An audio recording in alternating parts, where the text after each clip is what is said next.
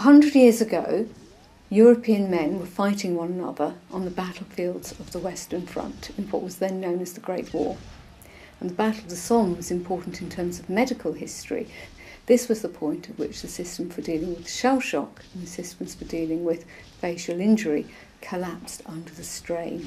Now, we think that men were talking about shell shock right from the beginning of the war. They knew the term. It was not used officially until 1915, when Charles Myers described shell shock in an article in The Lancet, although the term itself was very much a misnomer, because it tends to assume that there's some very direct causal link between the explosion of a shell and the shock which follows.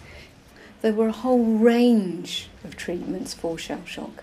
At the gentle end, you have sometimes massage, balneotherapy, simply giving people time and space to recover. At what's often seen as the rougher end, you have electric shock treatment, and sort of in the middle you can have programs, for example, such as re-education programs to help men who had speech defects, for example.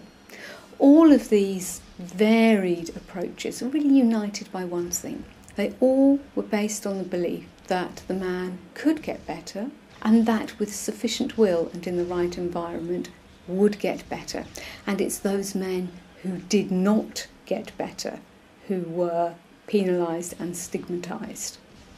Dr Harold Gillies, who was a New Zealand-born surgeon, developed a specialist unit for the treatment of facial injury in Queen Mary's Hospital in Sidcup in Kent. And this became a pioneering centre for the development of what we now think of as plastic surgery. For many men, their experience of war medicine was brutal, it was makeshift, and was certainly not conducive to healing. Their experience was part and parcel of the horror of the experience of war.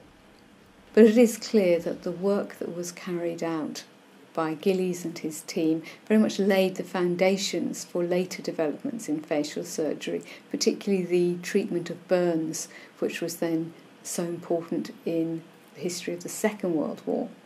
It is now clear that men suffering from what we now describe as post-traumatic stress disorder may well develop symptoms long after they have actually finished fighting. This was, however, not fully understood during the 1920s, and certainly there was much more hostility towards shell-shocked men after the war than there was during the war.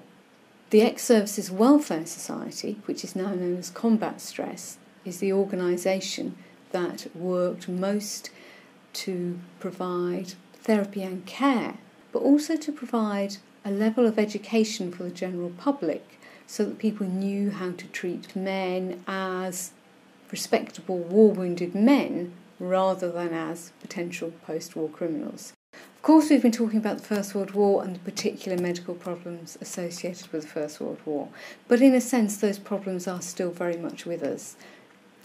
Men and women are suffering from burns, from facial disfigurement, from the loss of limbs, from all sorts of injuries and conditions as a result of extreme combat. And those men and women need as much help and support now as their forebears did in the 1920s.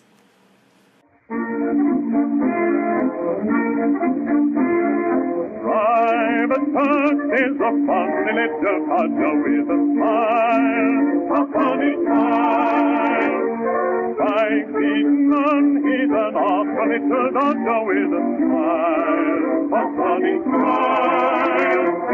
The short road, he'll have his little joke, he can't be so pressed.